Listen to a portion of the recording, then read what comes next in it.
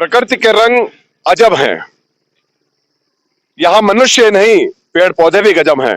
नमस्कार दोस्तों, आज मैं आपको लेकर के आया हूँ तराई फाइल्स में अगली कहानी की ओर, और वो कहानी है ये रसूल पनाह गांव की।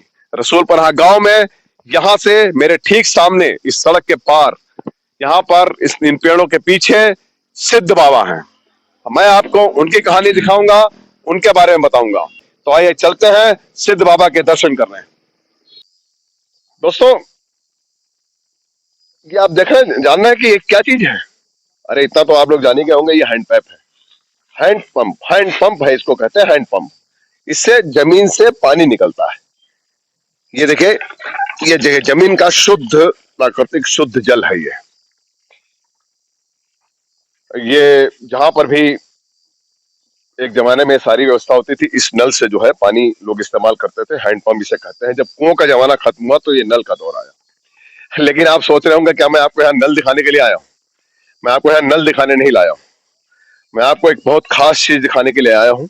अभी मैंने आपको बताया था कि मैं आपको लेकर के चलता हूँ सिद्ध बाबा के स्थान पर, तो मैं आप लेकर के आया हूँ। मैं आपको ये नल नहीं दिखा रहा था, मैं आपको ये दिखा रहा हूँ सिद्ध बाबा का स्थान।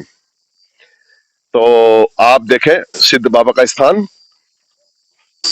ये रसूल पनाह गांव है। रमुआपुर ग्राम पंचायत है बिजवा ब्लॉक की, उसका ये रसूल पनाह गांव है। काफी मशहूर, काफी बड़ा गांव है। जितना मशहूर रसूल पनाह गांव है, उतना ही मशहूर यह स्थान है। ये देव स्थान है, इसे सिद्ध बाबा का स्थान कहते हैं। ये आप देख रहे हैं बैकग्राउंड में, ये सिद्ध बाबा का स्थान है। आइए हम आपको सिद्ध बाबा का स्थान दिखाएं। मंदिर है यहाँ पर।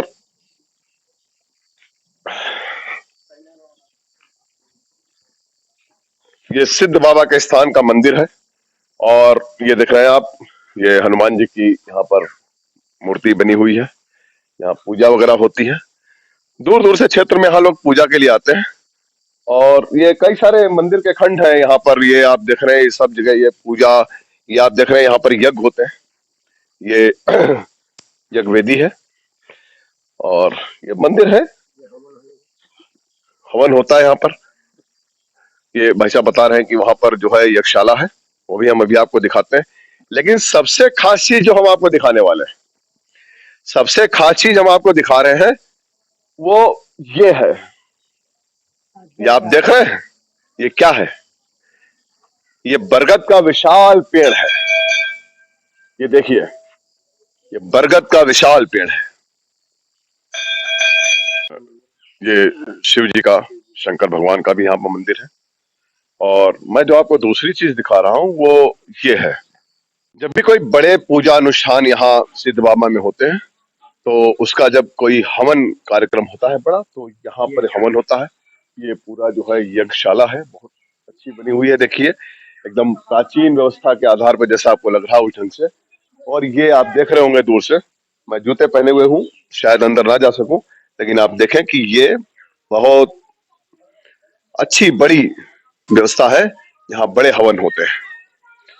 तो आइए, और मैं आपको जो दिखा रहा हूं वो आप ये देखें। ये जो भी मैं आपको बात कर रहा था, बरगद के पेड़ की बात मैं आपको बता रहा था। ये बरगद का विशाल वृक्ष है, लेकिन इसकी खासियत विशाल वृक्ष होना ही नहीं है। बरगद के पीपल के ये वृक्ष ऐसे होते हैं जो बड़े विशाल होते हैं, लेकिन इसकी खासियत विशाल वृक्ष होने के साथ साथ ये है, आप देख रहे होंगे यहाँ बहुत सारे पेड़ हैं, और ये सारे के सारे बरगद के पेड़ हैं। तो बरगद के पेड़, ये सारे के सारे बरगद के पेड़ बहुत सारे नहीं हैं। आपको असल में बात बताता हूं कि ये बरगद का पेड़ एक ही है। ये जो आप देख रहे हैं पुराना जो पेड़ दिख रहा है, ये बाकी के सारे पेड़ उनकी शाखाओं से निकले हैं। बरगद के पेड़ की एक खासियत होती है कि बरगद के पेड़ के शाखाओं से लटें निकलती हैं। आपने बहुत पुराने बरगद के पेड़ देखे होंगे, थोड़े से पुराने हो जाते हैं, कुछ साल पुराने, तो उनकी लटें आ जाती हैं। तो वो लटें, ये देखें आप, ये बरगद के, ये देख रहे हैं आप, ये लटें ही थी पुराने बरगद के पेड़ों से। तो ये लटें निकली, और लटें निकल करके शाखाओं से, पुराने बरगद के पेड़ की शाखाओं से लटें निकली, लटों ने जमीन को छुआ और वो लटें जमीन में प्रविष्ट हुई, उससे उन्होंने वहां जड़ पकड़ी और उनके नए वृक्ष तैयार हो गए। तो ये सारे के सारे जितने आपको वृक्ष दिख रहे हैं, ये जो बरगद के जितने सारे वृक्ष हैं, तो ये सब शाखाओं से निकली हुई लटों से बने हुए वृक्ष हैं और इन्होंने पूरे का पूरा एक बाग का स्वरूप अख्तियार कर लिया है। एक बरगद के पेड़ से एक बहुत बड़ी बरगद की जो है बरगद का एक बगीचा बन गया है, बरगद की बाग है। और ये यहाँ पर कुछ आस्था की वजह से और कुछ लोगों की देखरेख की वजह से आज ये जगह महफूज है, सुरक्षित है। और आस्था का तो यह है कि यहाँ पर जैसा कि सभी धर्मों के समाज के लोग यहाँ आते हैं और पूजा करते हैं, अपनी अपनी मन्नत मांगते हैं।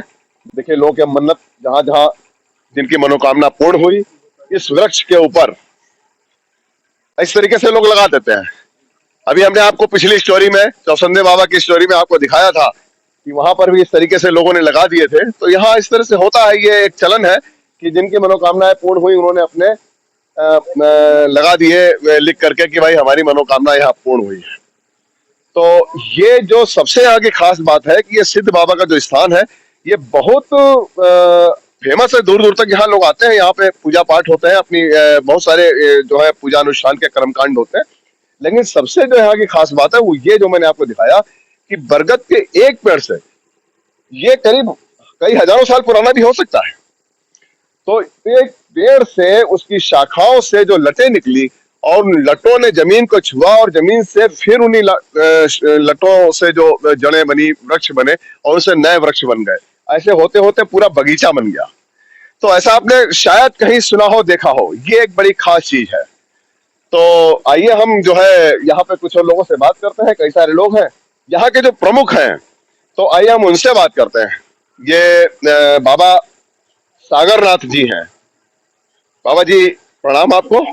आप जहाँ सिद्ध बाबा स्थान के प्रमुख पुजारी, आसपास के लोगों ने बताया कि ये अनाज नहीं खाते, अन्न नहीं खाते हैं, ये सिर्फ सब्जियां, चाय वगैरह।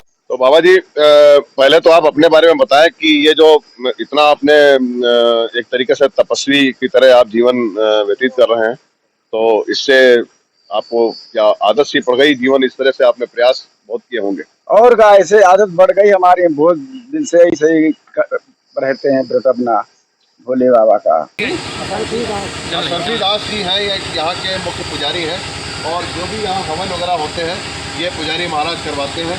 इन्होंने अपने प्रयासों से यहाँ पे बहुत सारी देखरेख इन्होंने भी कर रखी है। ये सामने आप उधर दूर देख रहे हैं, वो मंदिर भी इनके प्रयासों से बना हुआ है। तो महाराज यहाँ के किसी देखरेख में कोई समस्या तो नहीं आती? अच्छा, सभी लोग यहाँ के क्षेत्र के जाने माने लोग यहाँ सहयोग करते हैं? अच्छा, आप चाहते हैं कि यहाँ के लिए कुछ और कार्य वगैरह होने चाहिए?